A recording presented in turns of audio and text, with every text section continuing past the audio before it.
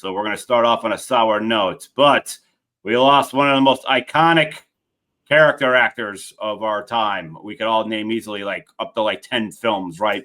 Rifle of all our favorites. But unfortunately, we had to say goodbye to the great Val Kilmer after his long battle with cancer of the throat. I think he actually died, from what I thought I read, was ammonia was the actual cause of it. But I just think with everything what was going on, it left him pretty immunocompromised. Yeah.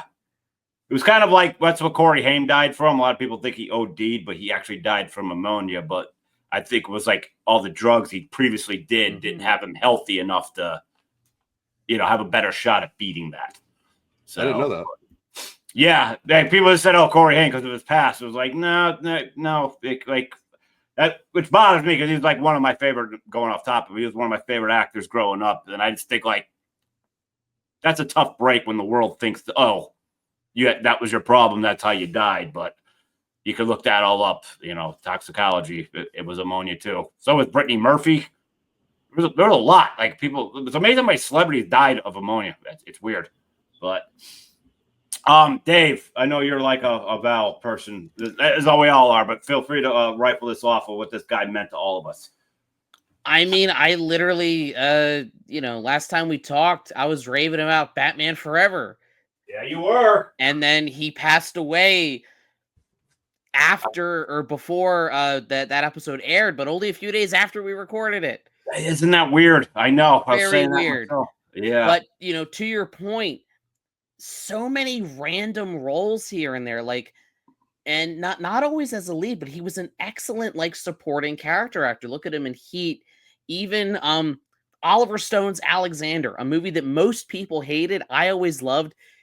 He's a really good Philip of Macedon, and kind of sets Alexander up for everything he's going to do in the movie. What's crazy is it was 1971, I believe, is when he died. But when he died that same day, I had to watch The Doors, and it was weird because I loved that movie. I mean, I was a young kid, so all of us in high school were like, "Yeah, it would be awesome like Jim and stuff." But it was weird because I had to retell myself Jim Morrison's been dead a long time, but I felt like I had to listen to The Doors all day, like. I just lost Jim Morrison in my life, but Jim was dead before I was born.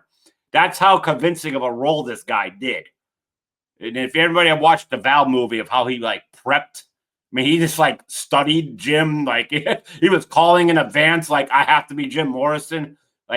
Even the way he walked, he had to walk down even like Jim. So I don't think there was a possible other person that could have taken that role the way it brought to life like he did at all. Ross?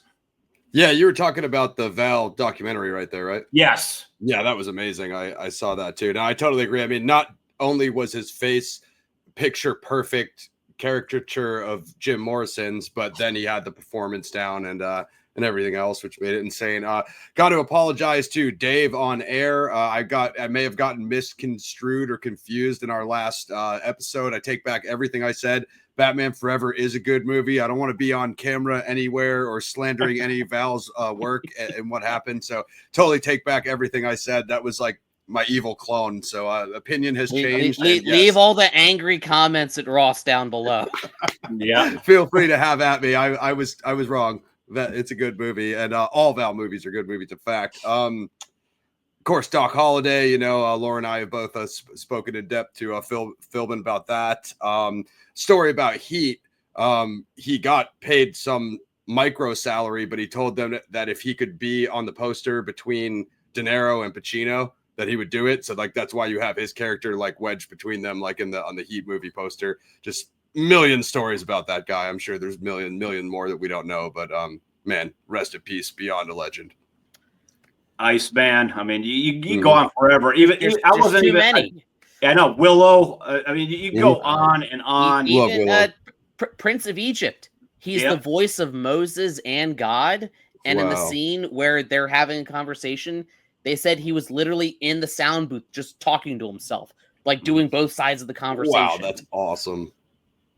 Yeah, and if anyone saw my, I don't know, Ross did, but saw the episode where I had John Philbin on from Tombstone, like him telling those stories of him not being a jerk. Michael Biehn has a podcast where he talked about he never met Val Kilmer. He has only met Doc Holliday. And he means that in a positive way. They got along great, but like there was no, hey, good morning, Val. It was like, good morning, Doc. Like he was like they talk out the scene in character. Like that's talking about someone who's just married to their role. So those actors could be a little bit of a pain in the butt, but to deal with on a set. But he was one of a kind.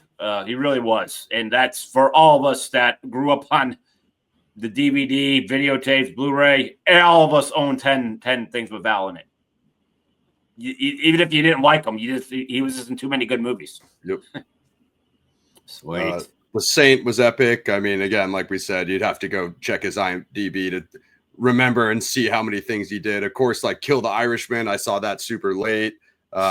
I'm just going through them right now, and of course, I won't be able to get through it in the show, but tons and tons and tons of stuff.